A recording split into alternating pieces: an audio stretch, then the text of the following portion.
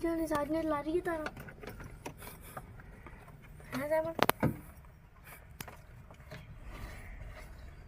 और तो ये